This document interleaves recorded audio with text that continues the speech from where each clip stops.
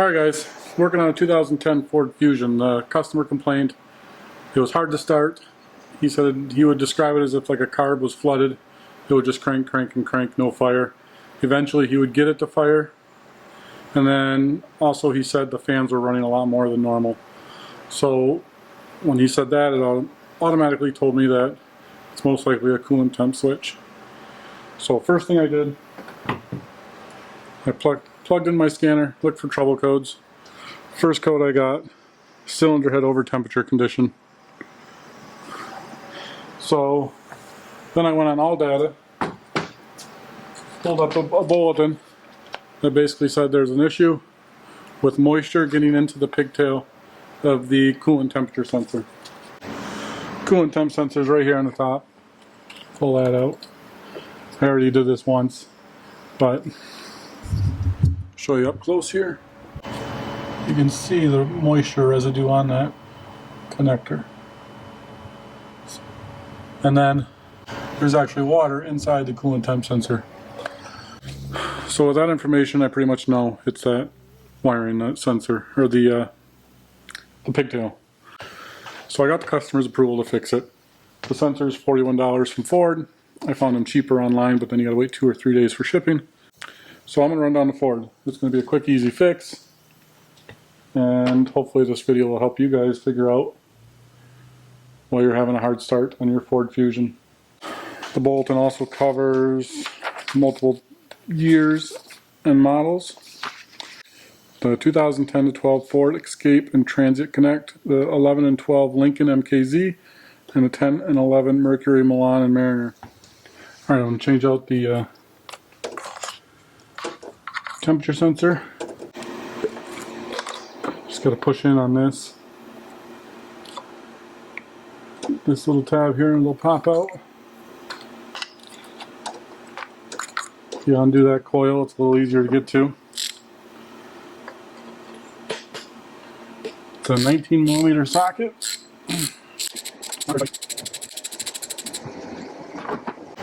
That's the part number, 3UTZ14S411MDB. And it comes with the pigtail, a couple pieces of heat shrink, and the crimping sleeve.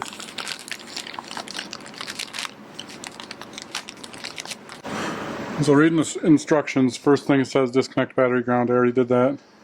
Disconnect connector from affected component. Remove tape. Cut first circuit approximately 3 inches from connector. Leave enough wire to allow repairs to be staggered. That way you don't have both heat shrinks right on top of each other, making it a little bulkier. So I was able to crimp and solder. There's little holes right in the center right here on each one. I could fill that up with solder. Then it got hot enough to where I could put it in both ends too. So I'm pretty confident with that. So if you haven't noticed, I forgot to put this back on. And this, which I couldn't do. So I'll just de-pin the plug and stick this back on. So I don't have a nice fancy heat gun. So I'm just careful and use a little map gun.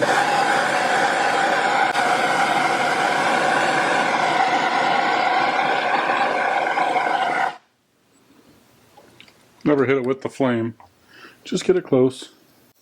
So to de-pin, you just gotta get this little yellow cover out of here without breaking it. Don't step on it after it flies out of your hand. We'll set that right there on the battery. And then you're just gonna stick a pick in there, or they have little terminal tools, and pull it out. That's simple. There's this little tab you gotta pull away from the terminal. It'll slide right out.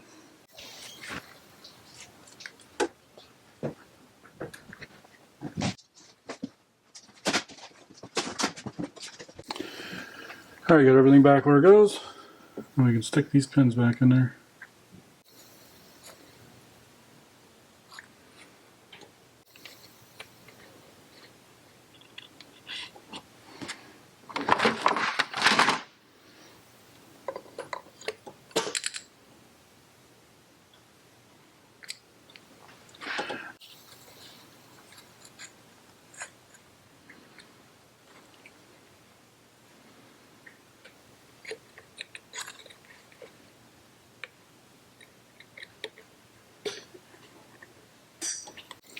You can plug it back in, get that rubber boot to seat around the valve cover.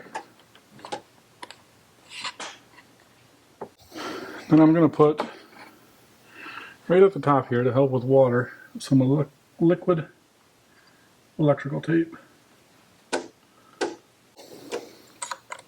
Plug that back in, and I'm going to retape this. And I only use the Super 33 electrical tape. I don't like using cheap tape.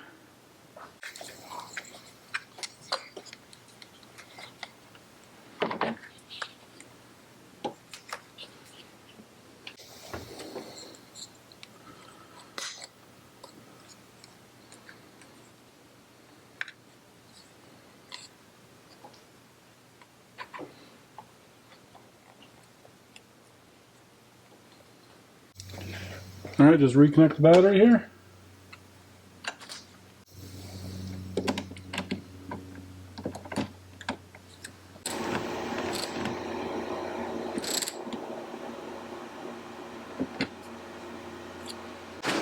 Alright, before, as soon as you would start it, the fans would kick on. So we replaced the sensor, disconnected the battery to hopefully clear the computer, and I'm going to start it, make sure the fans don't kick on right away.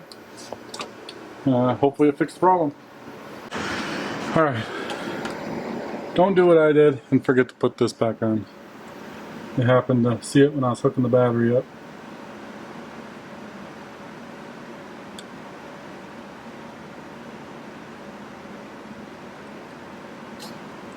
There we go.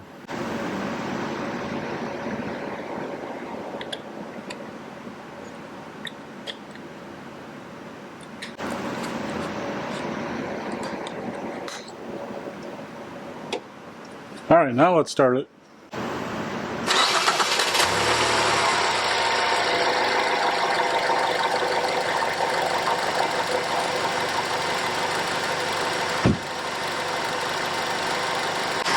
Alright, so it's running. No fans are kicking on. I think we got it. Ford part number. It was $46 after tax here in Michigan. I've seen them cheaper online, so if you got a little time, you can get it online. It's the complete kit. Comes with heat shrink, your butt connectors, everything you need to do it. Pretty easy. Took me about 25 minutes. Hope this helped. Let me know in the comments if this helped you. Alright guys, I thought I was done with this, but I cannot get the cylinder head temperature out of range to clear. So I'm going to replace the sensor as well. And I also want to check the spark plugs. Just, it feels like it's missing. So I don't know if it's the temp sensor telling the computer that it's too hot, too cold. I don't know.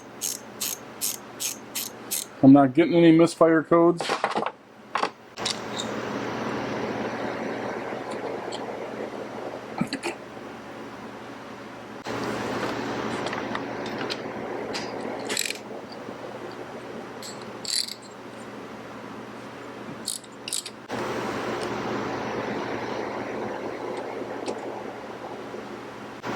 So these were not replaced, and this thing's got like 180,000 miles on it. I don't think these are original, but I'm going to take them all out.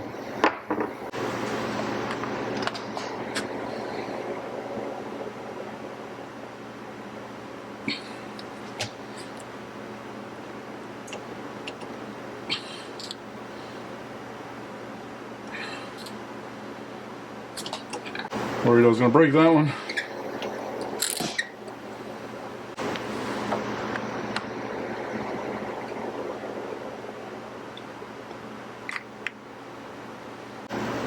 This one's soaked in oil.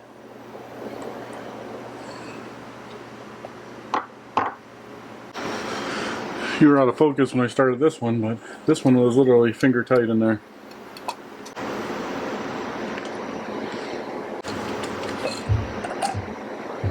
Holy smokes.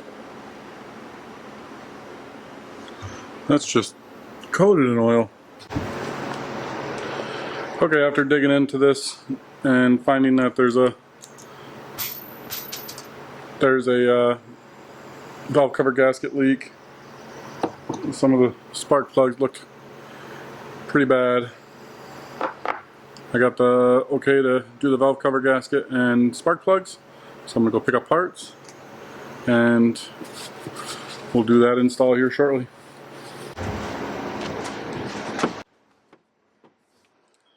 So I put everything back in right here, and I'm just blowing off the top of the valve cover to try to keep it as clean as possible.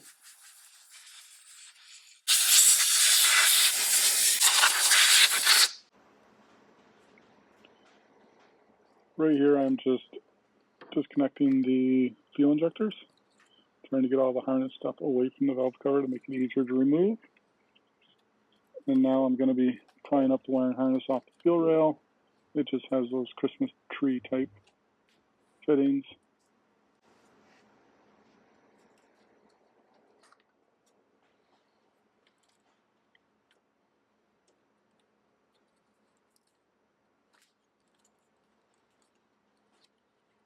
The goal here is just try to get as much out of the way as you can so you can lift the valve cover straight up.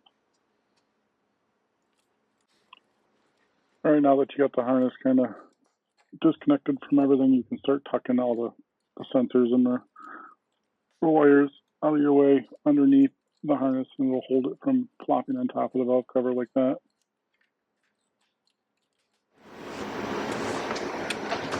Oh, got it.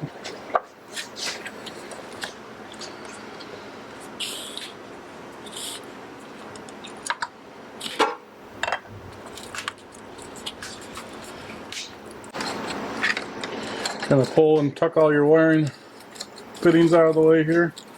Just give yourself as much room. So you can pull that straight up.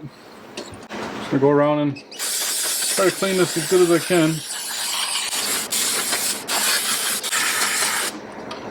And hit it with some air.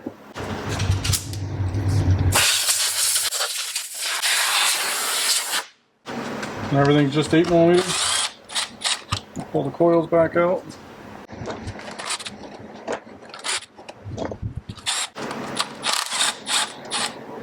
These are all captured, so you don't have to worry about them falling out. They'll stay right in the valve cover.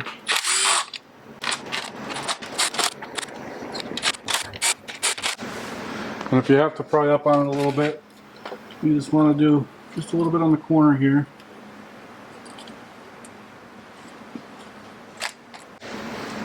And usually once you get it loose, you can get the rest of it off. There we go.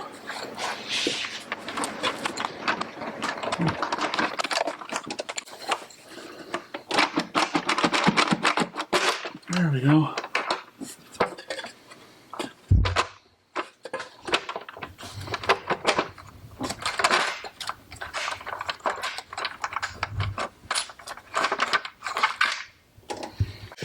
Now I'm just going to start cleaning this up a little bit, get some of the oil off the sealing surface.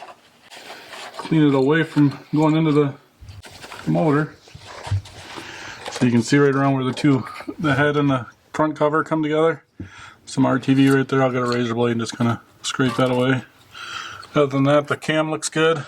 The cams, they look good. Doesn't look like a lot of burning or sludge or anything in there. So for 180,000 miles, it looks pretty good. Here you can see that last spark plug hole there, full of oil.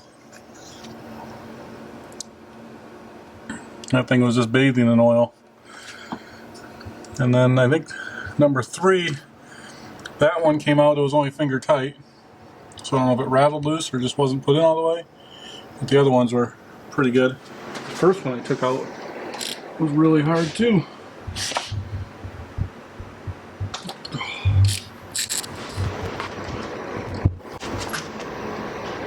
Look at all that oil. All went right down in the cylinder. I'll smoke for a minute.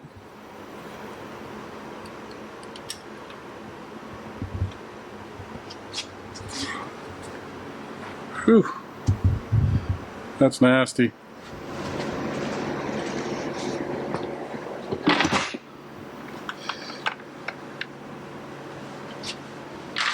That's due to this gasket right here leaking. It's so hard and brittle. I'll get a pick and pick it out of there in a minute. Just use a regular old little pick and try to pick these out of here. Sometimes they'll come out in one piece. Sometimes they'll be so dry and brittle they'll just break up.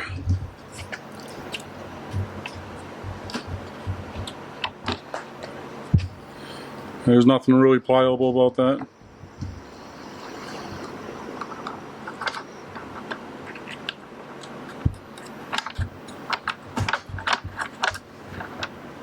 They come out pretty easy. So I'm just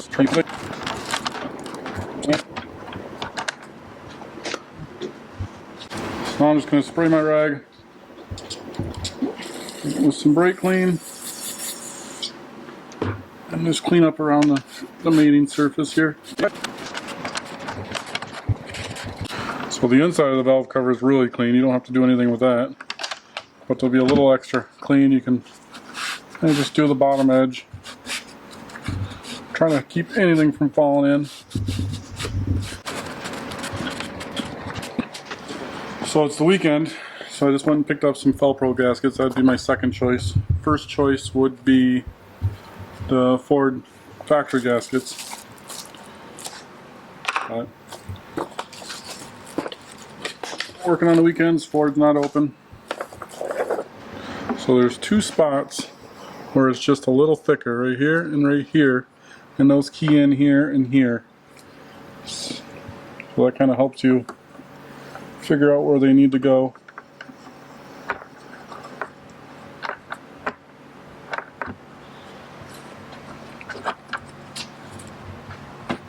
There. See, they're a little thicker. There's a little indent in the cover. And you just kind of work it on all the way around.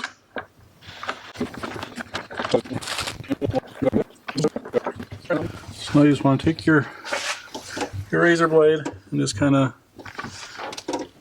scrape that gasket material off there. Try to keep it from going in the motor. Honestly, if a little clump goes in there, it's not going to hurt anything.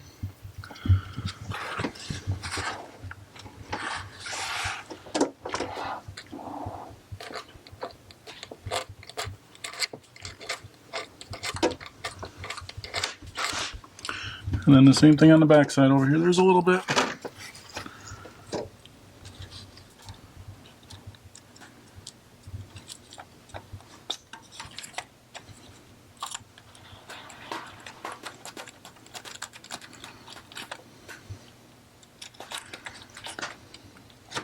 Well, you need to put a little bit of RTV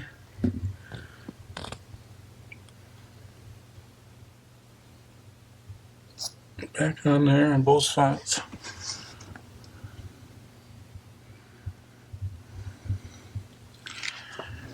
Then a little trick I always do with the tubes, I get a wire nut and screw it on there.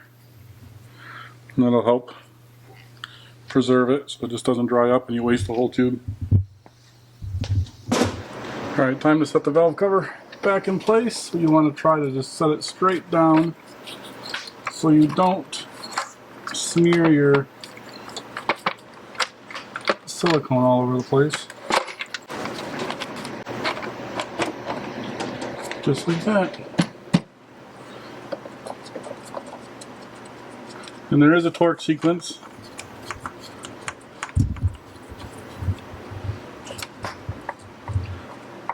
start all these with my fingers so I don't cross thread them. Alright, we gotta wait for some RTV to dry up, so figure give this thing a couple spins.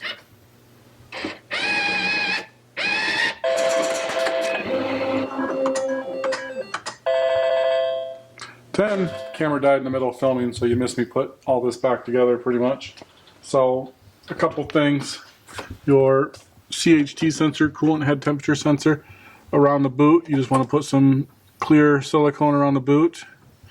You don't want to do anything around the coils because that needs to let gases and air escape. On this,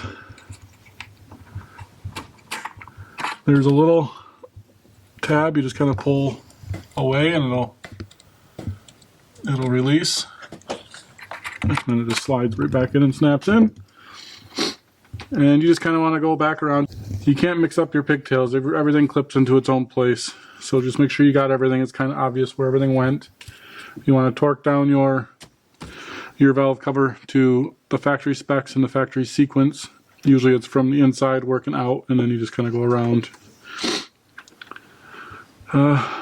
So all the coils are back down. I put new spark plugs in there. I put some anti-seize on the spark plugs themselves because they're going into an aluminum head. Torqued everything back in. So it's been about an hour, and that RTV in the corners here had some time to dry. So we're going to start it up and see if it runs a lot smoother. It feels a lot smoother. Before, you could definitely feel a miss when you were driving it. I just want to say thanks for watching.